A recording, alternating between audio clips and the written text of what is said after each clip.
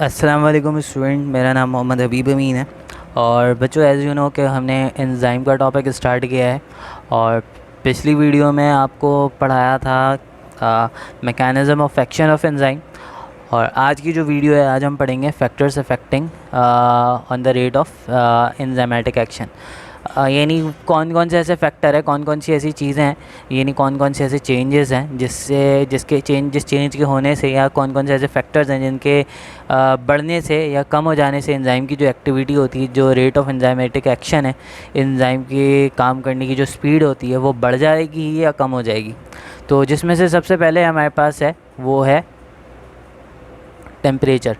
अच्छा जी, टेम्परेचर की हम बात करते हैं। देखें जी, टेम्परेचर आपको पता है कि टेम्परेचर आपने केएमटी के अंदर पढ़ा होगा, काइनेटिक मॉलिक्यूलर थ्योरी के अंदर पढ़ा होगा कि टेम्परेचर बढ़ती है। टेम्परेचर को जब हम बढ़ाते हैं तो काइनेटिक एनर्जी भी मॉलिक्यूल्स की बढ़ जाती है। तो इसका मतलब है मॉलिक्यूल की मोशन जो है, मॉलिक्यूलर मोशन जो है वो बढ़ जाएगा, तो कोलिजन के चांसेस भी बढ़ जाएंगे। तो जिसकी वजह से क्या होता है, सबसे पहली चीज़, एंजाइम के मॉलिक्यूल और जो सबस्ट्रेट के मॉलिक्यूल हैं उनके दरमियान कोलिजन के चांसेस इंक्रीज़ होते हैं टेम्परेचर के बढ़ने की वजह से। अच्छा जी, तो होता ये है कि टेम्परेचर के बढ़ने की वजह से अगर हम टेम्परेचर को बढ़ाएंगे तो एंजाइमेटिक एक्टिविटी भी बढ़ जाएगी। लेकिन इसके अंदर जो लिमिटेशन है, वो बहुत स्मॉल रेंज है। यानी होता ये है कि टेम्परेचर इंक्रीज़ तो करती है लेकिन एज सच इंक्रीज़ नहीं करती। यानी अगर हम नॉर्मल कंडीशन की अगर हम बात करें, नॉर्मल कंडीशन यानी जो रूम टेम्परेचर की अगर हम बात करें, स्टैंडर्ड कंडीशन की अगर हम बात करें नो रूम टेम्परेचर पे, तो उससे सिर्फ 10 डिग्री टेम्परेचर को हम बढ़ाएंगे ना नॉर्मल कंडीशन पे। अगर हम 10 डिग्री टेम्परेचर इंक्रीज़ करते हैं तो एंजाइमेटिक एक्टिविटी जो है वो डबल हो जाएगी। एंजाइमेटिक एक्टिविटी जो है, एंजाइम की एक्टिविटी जो है वो 2 टाइम्स बढ़ जाएगी। लेकिन जब हम उससे भी ऊपर जाने लगेंगे तो ऑब्वियसली मॉलिक्यूलर मूवमेंट तो फास्ट होती जाएगी। टेम्परेचर बढ़ाते जाएंगे, मॉलिक्यूलर मूवमेंट फास्ट होती जाएगी, तो उस हिसाब से एंजाइम सबस्ट्रेट कॉम्प्लेक्स बनने के चांसेस ज़्यादा हो जाने चाहिए। क्योंकि मैंने आपको बताया कि टेम्परेचर इंक्रीज़ करेगा, मॉलिक्यूलर मूवमेंट फास्ट होती जाएगी, और मॉलिक्यूलर मूवमेंट फास्ट होगी ना, तो जिससे क्या होगा, चांसेस जो है इंक्रीज़ कर जाएंगे। किसके चांसेस इंक्रीज़ कर जाएंगे? एंजाइम सबस्ट्रेट कॉम्प्लेक्स बनने के। लेकिन क्या होता है, लेकिन होता यह है कि जब टेम्परेचर हम लिमिट से एक्सीड कर देते हैं तो एंजाइम किसका बना हुआ है? प्रोटीन का बना हुआ है। एंजाइम किसका बना है? प्रोटीन का बना है। एंजाइम बना है प्रोटीन का, और प्रोटीन के अंदर जो है सेकेंडरी और टर्शियरी स्ट्रक्चर्स होते हैं। सेकेंडरी और टर्शियरी स्ट्रक्चर के अंदर बॉन्डिंग्स प्रेजेंट होती हैं। जब हम टेम्परेचर को लिमिट से ज़्यादा इंक्रीज़ कर देते हैं ना, तो क्या होता है, तो होता ये है कि वो बॉन्डिंग ब्रेक होना शुरू हो जाती है, वो बॉन्डिंग टूटना शुरू हो जाती है, वो बॉन्ड जो है वो टूटना शुरू हो जाता है। जब वो बॉन्ड टूटता है तो एंजाइम जो है, एंजाइम के जो एक्टिव साइट है ना, वो एक्टिव साइट का स्ट्रक्चर जो हो जाता है वो ख़राब हो जाता है। यानी एक्टिव साइट जो है डीनेचर हो जाता है, एक्टिव साइट का स्ट्रक्चर बिगड़ जाता है। बिकॉज एक्टिव साइट के अंदर मौजूद है अमीनो एसिड या पेप्टाइड, यानी पूरा एंजाइम पेप्टाइड के फॉर्म में है, और पॉलीपेप्टाइड ग्लोबुलर स्ट्रक्चर है। और इसके अंदर जो एक्टिव साइट पे जो अमीनो एसिड है उनके दरमियान जो बॉन्ड्स मौजूद था, जिसकी वजह से वो एक्टिव साइट फॉर्म हुई थी। लास्ट वीडियो में एंजाइम की फ़र्स्ट वीडियो में आपको समझाया था एक्टिव साइट कैसे बनता है। तो उसके दरमियान जो प्रोटीन होता है, उनके दरमियान जो बॉन्ड होता है वो ब्रेक होना शुरू हो जाता है। जब वो बॉन्ड ब्रेक होगा और टेम्परेचर के इंक्रीज़ होने की वजह से, तो एक्टिव साइट जो है वो ख़राब हो जाएगी, एक्टिव साइट जो है डीनेचर हो जाएगी। हम इसको कहते हैं थर्मल डीनेचरेशन। हम इसको कहते हैं थर्मल डीनेचर। यानी एंजाइम जो है टेम्परेचर के बढ़ने की वजह से डीनेचर हो गया। अब जब टेम्परेचर कम भी कर देंगे ना, तो एंजाइम अपनी एक्टिविटी दोबारा से स्टार्ट नहीं करेगा, वो एंजाइम हो चुका ख़राब। तो टेम्परेचर के बहुत ज़्यादा बढ़ने की वजह से, टेम्परेचर जब अपने लिमिट, जैसे मैंने बताया कि टेम्परेचर एक लिमिट के अंदर ही होता है, जिसके अंदर बहुत स्मॉल रेंज होती है, स्पेसिफिक रेंज होती है, जिसके अंदर एंजाइम एक्शन परफॉर्म कर रहा होता है, जिसकी वजह से हम एंजाइम को कहते हैं, एंजाइम जो होता है ना वो टेम्परेचर सेंसिटिव होता है। एंजाइम जो है वो क्या है? वो टेम्परेचर सेंसिटिव है। एंजाइम टेम्परेचर सेंसिटिव है क्योंकि वो स्मॉल रेंज के अंदर ही अपना एक्शन परफॉर्म कर रहा होता है। तो एक टेम्परेचर ऐसा भी है जिसमें एंजाइम अपनी मैक्सिमम एक्टिविटी शो करता है, वो टेम्परेचर हमारे पास कहलाता है ऑप्टिमम टेम्परेचर।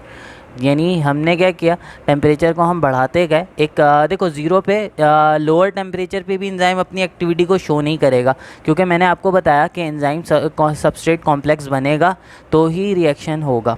तो लोअर स्टेट पे मॉलिक्यूलर मूवमेंट जो है वो स्लो हो जाएगी। जब मॉलिक्यूलर मूवमेंट स्लो हो जाएगी तो एंजाइम अपना एक्शन भी परफॉर्म नहीं कर पाएगा, क्योंकि एंजाइम सबस्ट्रेट कॉम्प्लेक्स बनेगा ही नहीं, स्लो हो जाएगी एक्टिविटी। तो उस वक्त एंजाइम की एक्टिविटी डाउन होगी। लेकिन जैसे जैसे टेम्परेचर बढ़ना शुरू होगा और enzyme substrate molecular movement start हो जाएगी, एंजाइम सबस्ट्रेट कॉम्प्लेक्स बनना शुरू हो जाएंगे, एंजाइम की एक्टिविटी स्टार्ट हो जाएगी। एंजाइम की एक्टिविटी स्टार्ट हो जाएगी और एक वक्त ऐसा आएगा, एंजाइम की एक्टिविटी बढ़ती जाएगी और एक टाइम ऐसा भी आएगा जिस टेम्परेचर पे मॉलिक्यूलर मूवमेंट इतनी होगी कि वो सेकेंडरी और टर्शियरी बॉन्ड को ब्रेक नहीं करेगी। तो उस टेम्परेचर पे जो है एंजाइम अपनी मैक्सिमम एक्टिविटी शो करेगा। वो टेम्परेचर हमारे पास कहलाता है ऑप्टिमम टेम्परेचर। वो टेम्परेचर हमारे पास कहलाता है ऑप्टिमम टेम्परेचर। और जब इससे ज़्यादा बढ़ाएंगे, इससे ज़्यादा टेम्परेचर बढ़ा देंगे तो क्या होगा, एंजाइम जो है अपनी एक्टिविटी को परफॉर्म करना बंद कर देगा। तो यानी एंजाइम की एक्टिविटी में डिक्लाइनेशन आना शुरू हो जाएगी, एंजाइम की एक्टिविटी ख़त्म होना शुरू हो जाएगी। तो जहाँ से एंजाइम की एक्टिविटी में डिक्लाइनेशन आना शुरू हो जाएगी, यानी जहाँ से एंजाइम जो है डीनेचर होना शुरू हो जाता है, वो टेम्परेचर हमारे पास कहलाता है मैक्सिमम टेम्परेचर। मैक्सिमम टेम्परेचर यानी मैक्सिमम टेम्परेचर से ऊपर अगर हम जाएंगे तो एंजाइम की एक्टिविटी, एंजाइम जो है डीनेचर होना शुरू हो जाएगा, एंजाइम की एक्टिविटी ख़त्म होना शुरू हो जाएगी। और मैक्सिमम टेम्परेचर से नीचे रहेंगे तो एंजाइम की एक्टिविटी मैक्सिमम रहेगी, एंजाइम की एक्टिविटी जो है फास्ट रहेगी, एंजाइम अपनी एक्टिविटी को शो करेगा। तो मैक्सिमम टेम्परेचर वो टेम्परेचर है जिसके और ज़्यादा बढ़ने से एंजाइम डीनेचर होना शुरू हो जाएगा। तो डीनेचर होने से पहले तक का जो टेम्परेचर है उसमें एंजाइम अपनी एक्टिविटी शो करेगा। और जब टेम्परेचर बिल्कुल ज़ीरो होगा तो उस वक्त भी एंजाइम की एक्टिविटी कम होगी। लेकिन जब टेम्परेचर बढ़ाना शुरू करेंगे तो जहाँ से एंजाइम की एक्टिविटी स्टार्ट होगी, यानी जहाँ से एंजाइम अपनी एक्टिविटी शो करना स्टार्ट करेगा, वो कहलाएगा मिनिमम टेम्परेचर। वो कहलाएगा मिनिमम टेम्परेचर। सही है। तो एक्चुअल में होता क्या है, एंजाइम इन दो टेम्परेचर के बीच में ही, यानी मिनिमम से मैक्सिमम टेम्परेचर के बीच में अपनी एक्टिविटी शो कर रहा होता है। एंजाइम अपनी एक्टिविटी शो कर रहा होता है। ये जो है ये वो रेंज है मिनिमम टू मैक्सिमम जिसके अंदर एंजाइम अपनी एक्टिविटी शो कर रहा होता है। और इसके अंदर मिनिमम और मैक्सिमम के अंदर कोई एक टेम्परेचर ऐसा होता है जिसके अंदर एंजाइम अपनी मैक्सिमम एक्टिविटी शो करता है, वो कहलाता है ऑप्टिमम टेम्परेचर।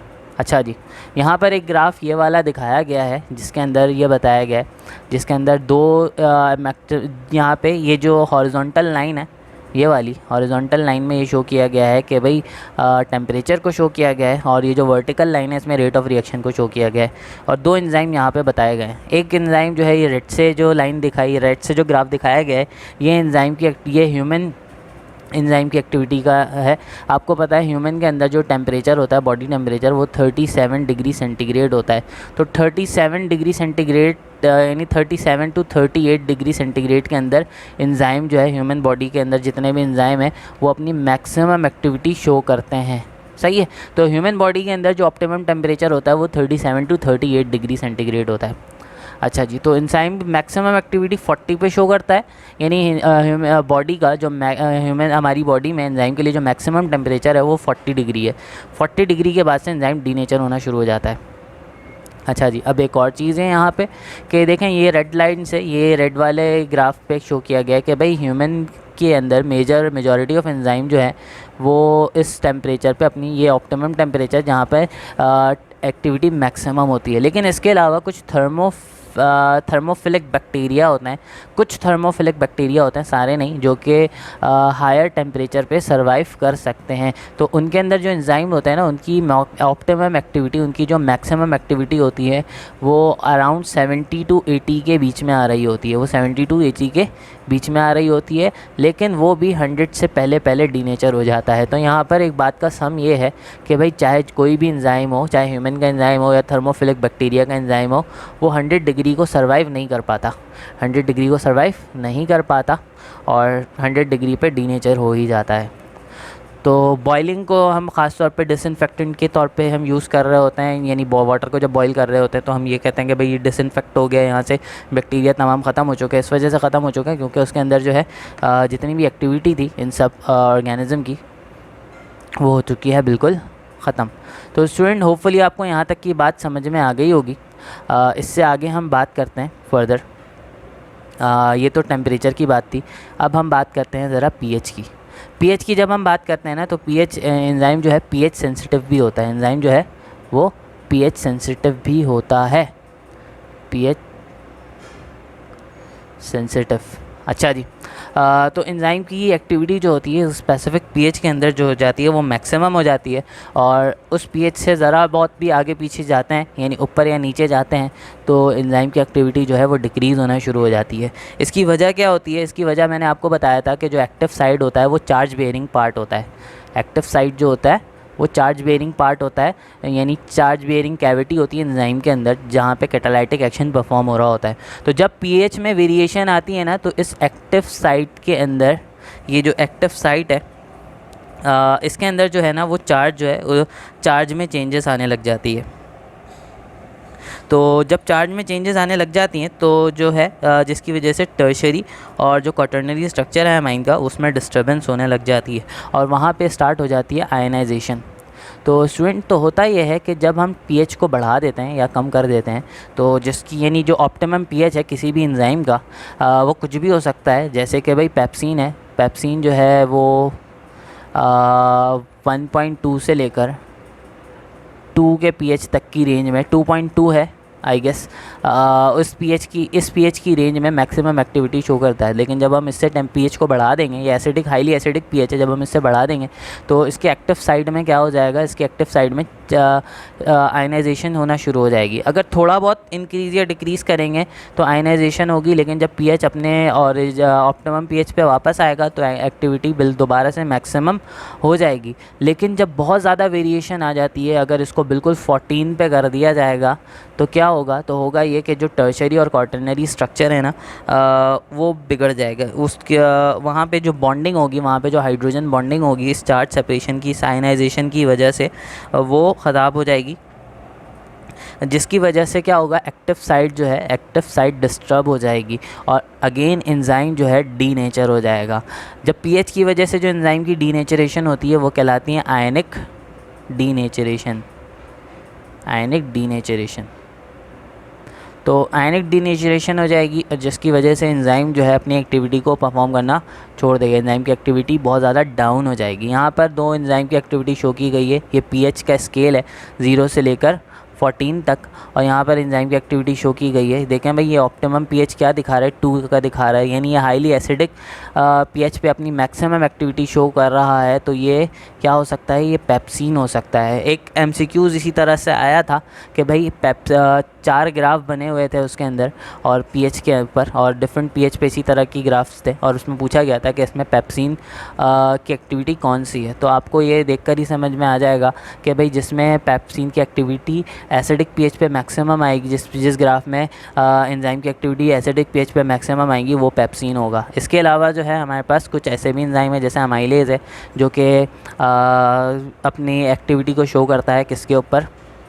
जो कि अपनी एक्टिविटी को शो कर रहा होता है, मैक्सिमम एक्टिविटी शो करता है बेसिक या न्यूट्रल पीएच के ऊपर, दैट इज़ अराउंड 7.5 to 8.5।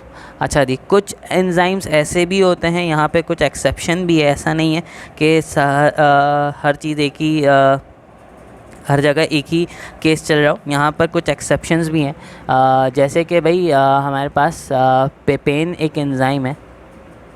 पेपेन मौजूद होता है पपाया में, ग्रीन पपाया के अंदर, यानी कच्चे पपीते के अंदर मौजूद होता है, जो एसिडिक पीएच पे भी अपनी मैक्सिमम एक्टिविटी शो करता है और बेसिक पीएच पे भी। एसिडिक पीएच पे भी मैक्सिमम एक्टिविटी, एक्सिडिक पीएच पे भी एक्टिव होगा और बेसिक पीएच पे भी एक्टिव होगा, यानी इसमें आयनिक डीनेचरेशन नहीं होगी। सही है, पपाया के अंदर होता है। आज का बारबेक्यू के दौरान जो है हम अक्सर गोश्त में जो बीफ होता है जो या जो भी हमारे पास मीट होता है उसके अंदर हम उसको लगा के छोड़ देते हैं। तो बेसिकली ये ही एंजाइम होता है जो कि प्रोटीन की डाइजेशन कर रहा होता है ये, और ये जो है